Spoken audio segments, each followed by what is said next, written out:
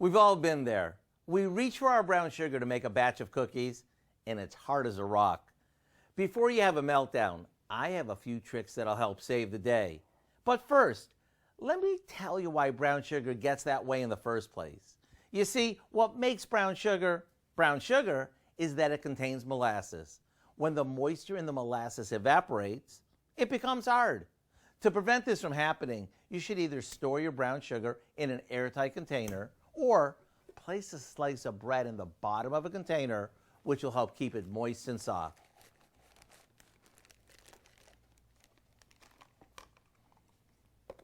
If it does become hard, place your brown sugar inside a microwavable bowl with a damp paper towel over it and microwave it for about 20 seconds.